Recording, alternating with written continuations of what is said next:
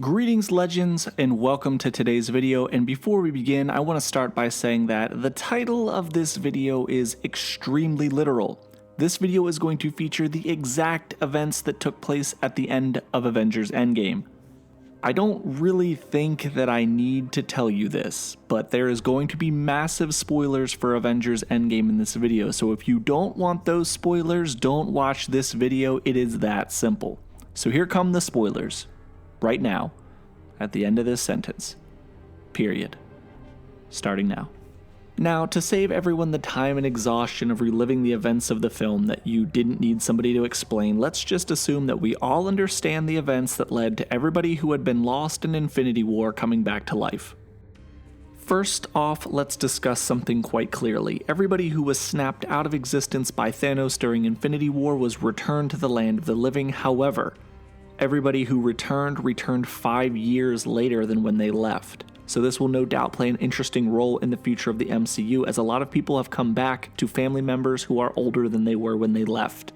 Now, anybody who was not lost during the events of the Thanos snap, aka the decimation, was also unaffected by the events of the other snap that brought everyone back. Now, there is a tremendous amount of potential here to discuss, and we're not going to do it in this video, but please keep a lookout for a follow-up video that's kind of going to be explaining how this may indicate that other characters could return in very unexpected ways. Much like in comics, it seems that death in the MCU may not be as permanent as we anticipated. Let's actually start our real discussion by discussing the death of Tony Stark. Tony, in his infinite ingenuity, managed to create a second Infinity Gauntlet that he had built into the Mark 85.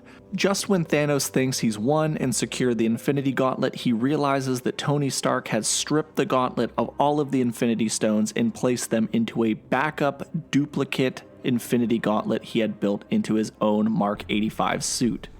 Tony then drops the biggest shit-talking line of all time by reminding Thanos just exactly who he is before snapping his fingers and dusting Thanos and all of Thanos' army.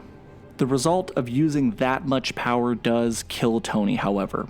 His funeral is fairly straightforward. It takes place at his home with his wife Pepper Potts, their daughter Morgan Stark, and virtually every Avenger, Guardian of the Galaxy, and S.H.I.E.L.D. member in attendance. Now, there was one other person in attendance that many people in my audience were unable to identify, and toward the back of the service there was a tall, lanky teenager. That teenager was Harley Keener, the kid from Iron Man 3 who helped Tony. A lot of people think that this might signify that Harley will end up taking over the mantle of Iron Man. I don't think that's the case, but it is something that's certainly worth speculating on right now.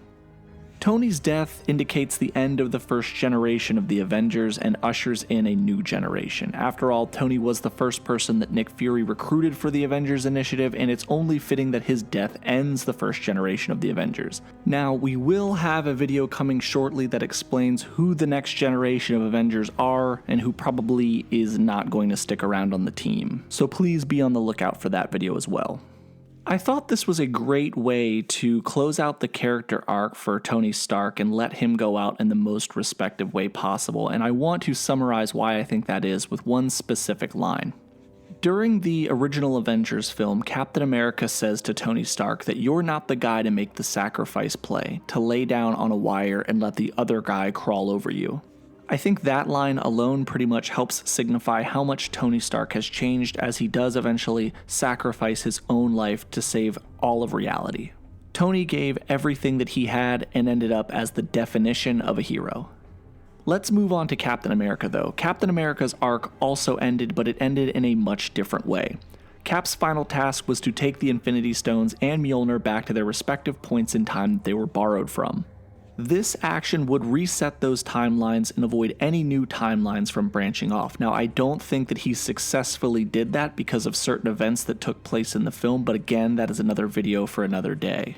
This was a particularly grave concern for the Ancient One, who was concerned that taking the Time Stone would leave her timeline open to doom from Dormammu or other entities.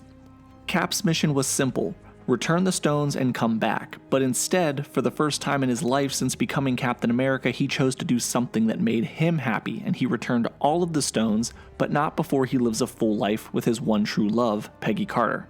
Now, personally, I would have loved to have been a fly on the wall when Peggy asks him if he's ever fondooed with anyone else, and he has to say, yeah, your grandniece Sharon, but that's neither here nor there, Cap, you old dog, you. Captain America returned to the main MCU timeline as an elderly man. Whether his mission was completed, we're led to believe that it was. It might have not been, but again, another video. But that's not all. See, Cap returned with something else as well, a new shield, seeing as his original was destroyed in the battle with Thanos. He bestowed that shield upon Falcon, who he dubbed the new Captain America, while Bucky gave him his seal of approval from a distance.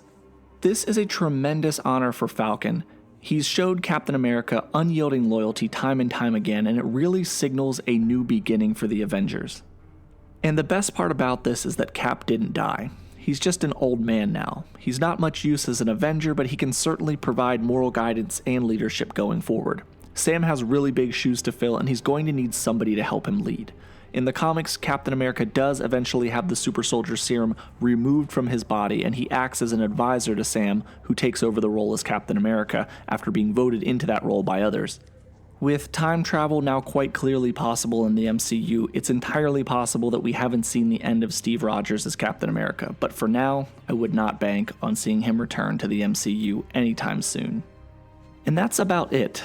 The film doesn't have a secret scene, but it does have a secret sound effect, which is a first for the MCU. It's kind of cryptic, but it does appear that the final seconds of the credits are the sounds of someone hammering iron, which would be a callback to the origin of Iron Man. That's kinda neat, and no doubt a ton of YouTubers will be making bullshit theory videos about how this means that he's coming back, but I would not expect to see Tony Stark in the MCU ever again. I think that was a perfect sign-off for him. But like I said, that doesn't mean that there aren't plenty of other topics to theorycraft around, including what the events of the film may have done and who could be coming next. So look forward to those videos coming from us soon. Thank you guys so much for watching this video, and remember to subscribe like you really need another YouTuber to tell you to do that. One thing about our channel, though, that is relatively unique is that we do have a really awesome, very large Discord full of comic book fans, comic book movie fans, power scalers, and debaters, so please feel free to check that out. The link is down in the description. There are tons of people willing to talk to just about anybody in there. If you guys enjoyed this video, please share it. We would really appreciate that as it helps us grow. This has been Nick with Key Issues, and remember the motto, comics over everything.